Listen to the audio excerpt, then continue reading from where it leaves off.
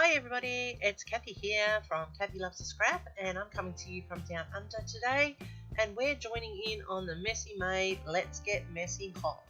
So I have created this layout using lots of mixed media, and that's why this video is a little bit longer, but I really like how it came out. I am going to walk you through the equipment that I used. I used a whole range of stencils, as you can see here. They're a mix of Kaisercraft, a mix of unknown brands. I can't even remember where I've got half of them from. I've collected some sequins and some flowers from the Uniquely Creative range. I did collect glitter, but I chose not to use it in this layout. I have these wonderful balsa wood cut die cuts, and I am going to foil leaf those up in this layout. This photo is my daughter. I've got these stickers. I chose not to use them in the end, and I have my dilution spray, which I'm going to be using. And of course, the ever-present modelling paste when you do mixed media. As I said, the photo is my daughter on our cruise. We were up around one of the top decks, and that was just the spot that I got that photo from. I have this Kaisercraft paper that I'm going to use. I love both sides. I at first thought I'd go with that side, but because of it's getting messy, I wanted to start with a plainer base. I can't ever start with a plain cardstock. It really is hard for me. So this one's got a bit of a wood grain. Yes, I love wood grain, and everybody knows that. So I went with this one as my base. I have mixed some of my dilution spray into this modelling paste here to give it a greyish effect. And I'm going to now just roughly put it through a whole range of stencils so that I create a mixed media mash of paste and colour onto this background to build like a grungy effect for my layout. You can buy modelling paste in different colours, but you can just mix it using your dilution sprays. You can mix in paints, you can use powdered dyes. There's a whole range of colouring up your modelling paste, and I like to colour it up occasionally just to match the layout. Alright, I got a piece of bubble wrap just for another texture onto it, and I am carefully sponging the dye in over the top. Then I'm using the dilution spray to add some paint splatters, and I've gone back with that bubble wrap just to add a little bit more. I've put it to the side, and I'm going to start using this product, which is called, I can't remember what I call it. It is called Gold Size. Sorry, it's a glue from Espresso, and it is a tacky glue which I brushed onto the balsa wood die cuts, which you can see here, the mandala, and then I have the heart charm links going down, and that adds to the grungy, steampunky feel I'm going for. Once that's got tacky, because you let it dry for about 15 minutes, I've put on the well, this is rose gold, this one, so this foil is a rose gold in colour, so I've put this onto the tacky glue, and that way I cover it and give it that metallic appeal, that metallic look. Now with your foil, once this surface is tacky, everything sticks to it, so use your foil up, taking a dry brush to brush it on. Now sometimes you need to go back and get more of the foil, and it's always good to break and tear away large pieces and keep that if you're not using it for the project you're working on, because it is expensive and it goes a long way. So make sure that you put that to the side and keep that nice and dry and safe so you can use it on other products. I actually like this. It's a project tool that I've learnt to use just recently, and I am happy with how it came out on this product here. So I think as I move into more mixed medias, that's going to become a staple, using foils on different products. I'm just using my dry brush to clean up the item by brushing off any of the extra loose pieces of that foil. It's important that you use a dry brush. Alright, the background is now dry. And so I've gone back with my Candied Apple Distress Oxide, and I am sponging in some places using my dauber. And I don't want it to be overpowered, but I do want some colour to lift the natural colour that was on the base to start with. I'm also going to put in some black soot distress oxide around that colour so that it softens it, and also adds more mixed media to my background. And that's the whole purpose of Let's Get Messy May. We're getting messy by mixing up our media, and as you can see throughout the video, my fingers get very messy with the dyes. I add some water through my spritzer, and that allows it to move and swirl that oxide. And you just keep adding until you're happy. As you can see, I'm trying to get a bit of a run effect there as another look to it. And I use this mat here to soak up the extra water. Now that I've done that, I can add some sprays of my Distress Oxide stain, and I've added some black soot and also some spun sugar. And you can see the effect that that's having. And the spun sugar has toned down the black and makes it blend better with that background. So now you can see that this is getting very, very messy. It's got lots of mixed media backgrounds in it, lots of mixed media to it.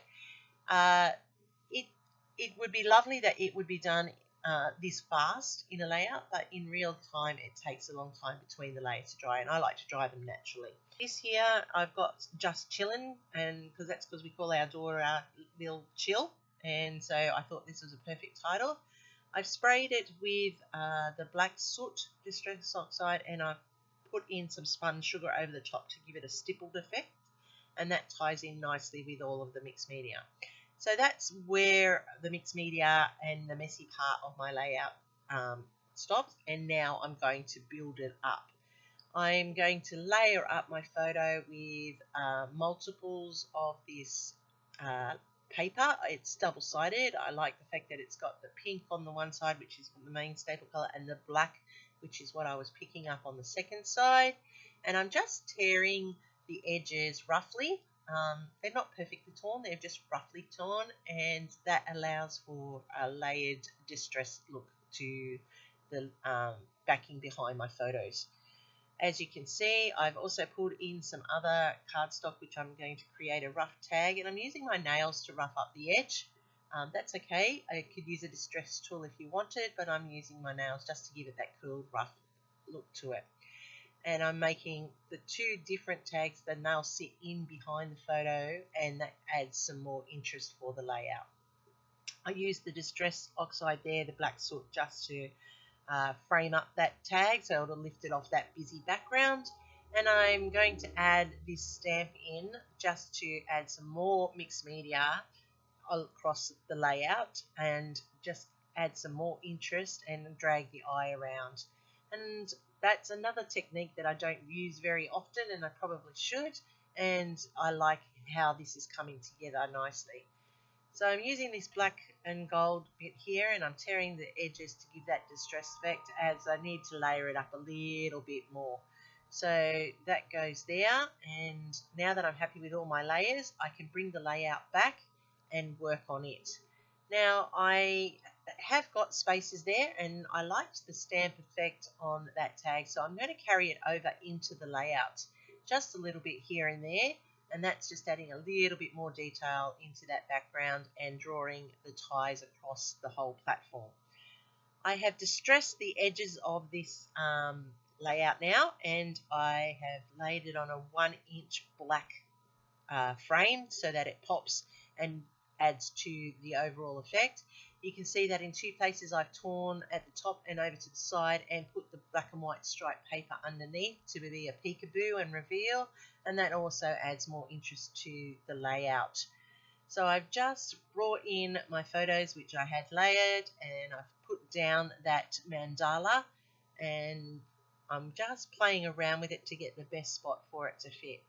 I'm having the charms dangle down like it's a clock dangle, and that's to emulate what is in the background of the photo, and that's where I went as my theme for this layout. I'm going to remove this little bit down the bottom here because I want to bring it up the top here to build my cluster and to tie it all together. So now I have like it's a continual dangle across the page. And I've used these bulky flowers in mulberry, which is beautiful. I like that colour. It ties it in. I've got some mulberry flowers and I've got some material flowers. I'm just adding sequins to the centre of those little charcoaly brown mulberry flowers, and that adds detail to the layout as well. Using the sequins, I'm also going to layer it up with a bit of bling so that it sparkles and builds that mixed media right to the clusters and balances out around the page for the eye. And you can just see that I'm playing and working out exactly where I want them to sit. I go with the 3 pattern, the blue, the light pink and the deeper mulberry colour, and that just balances the layout right across the page. And I'm pretty happy with how this is coming together. I'm going to use my date stamper, and if you haven't got one of these, this is well worth investing in, and that's how I'm dating up my layout. I don't need to put anything else onto this layout as in the way of journaling because this is going into my daughter's cruise album, and all of the details are in there for her anyway, and so this is just another layout. And I like how the colours of the photo have been picked up throughout the layout. I like that it's got this grungy feel to it, the steampunk with the cogs, and you can see how all of the layers come together. Those clusters are layered up and they're 3-dimensional, coming off the page like the paste and the background. I really like how all the media came together, and it really was messy.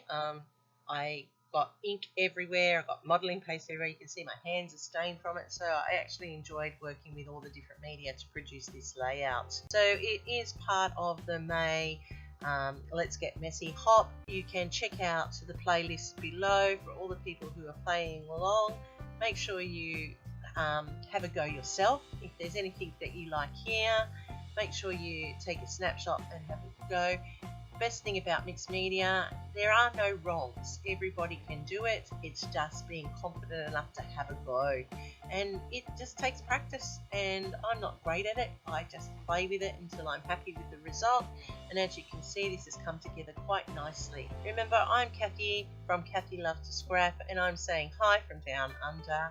Don't forget to give everybody in the playlist a like. It lets YouTube know that you love everything that we're giving you, and you can subscribe and help me grow. That would be awesome. Thanks for all the people that leave a comment. Thanks for return subscribers and anybody that's new. Remember, I'm Kathy Loves to Scrap. You can find me on Instagram where all my layouts end up, even those without videos. And happy scrapping. Thanks for watching. Catch you next time.